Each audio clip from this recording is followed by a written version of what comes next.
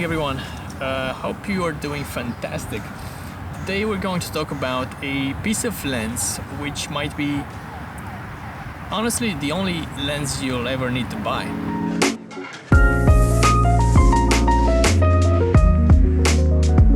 Okay, full disclosure, I've actually been to this very place exactly 1 week ago to film for this video, and it was snowing. It was so beautiful, but also my fingers stopped working in about 5 minutes because the temperature was minus 10 degrees Celsius. So I thought the least I could do is just show you a bit of that.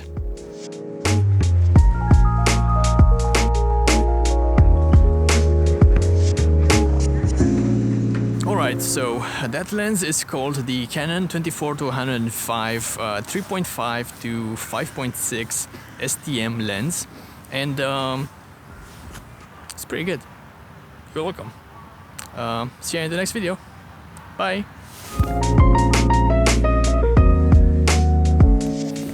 Oh, you're still here? Okay, I guess there are a few things to mention about this lens, and well, I'll jump straight to it, to the main reason why you might wanna have this lens. Would you look at that? Indeed, having so many focal lengths, basically anything from 24 to 105, all in just one lens is pretty much invaluable.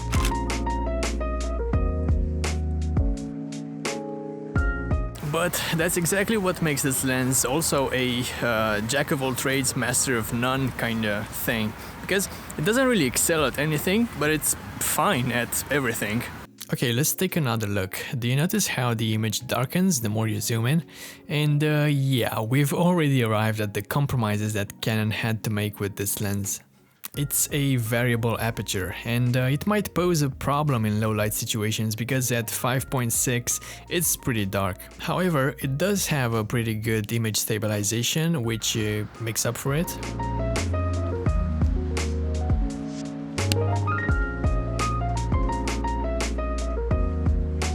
So I can't help myself but compare this to the more expensive L lens, the 24-105 f4, which is a fixed aperture, so that's pretty good.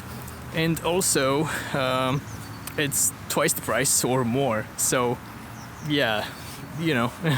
But that actually might be a very good comparison, because you may be tempted to compare them to, and you're not sure which one of the two to get. So in this case, let's see what you get for the double the price or more. Well, you get that fancy red ring around your lens, and also you get a much sturdier build quality. You get a lot more sharpness. It's a pro level lens, that f4 24-105 one, and yeah, the price reflects that. So it's really not marketed at the same audience.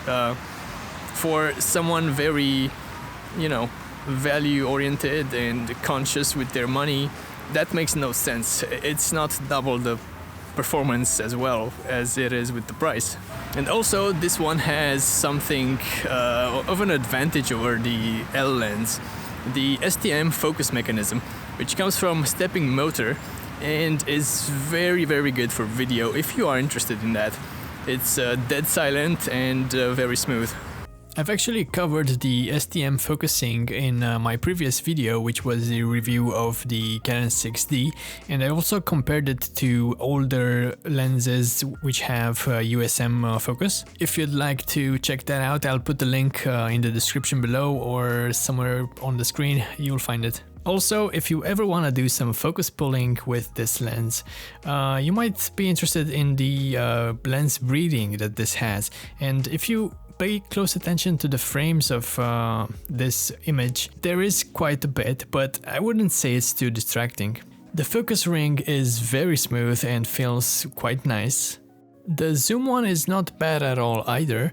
It's well dampened and maybe just a tiny bit sticky if you want to do those really smooth zoom in, zoom out action. On the left side you will find two buttons, and those are the autofocus and image stabilizer on and off switches. So this has a metal mount, which is always nice. It's an EF mount, so it's for full frame, but it also works on crop sensor if you take into consideration the 1.6 crop factor. On the right side we have a lock switch in order to prevent or eliminate zoom creeping, and because of the quite decent minimal focus distance of 40 centimeters, this is capable of some macro shots as well. And last but not least, the filter thread size is a pretty standard 77 millimeters. The weight and size is also something to consider because the L lens are always bigger and heavier. In this case it's not much bigger, but it is heavier. The STM version, which I'm testing right now, with vlogging as well, if you couldn't tell, it comes at around 500 grams, and it's definitely not that heavy. I mean, you can carry it around without any kind of problems. Paired with something like a 6D Mark II, and this is a match made in heaven. It's really well balanced and feels very nice in hand. Now let's talk a bit more about image quality, in particular for photography. Because this is a budget option, people might be concerned about image quality and sharpness, for example. Now, this is not a scientific test by any stretch of the imagination. However, it remains consistent with what I've found out while using this lens for extended periods of time. So what I found out is that this lens produces the sharpest results between 24 and 50 millimeters, and you can close down your aperture to f8 or something similar to get even more sharpness. Towards the end of the focal length, and especially at 105, it does get a bit softer, but nothing dramatic. Now, I think the image quality you get from this is quite amazing for the price. For $400, it's a lot of lens compared to many other, really. So let me show you a few of my favorite shots that I got with the 24-105.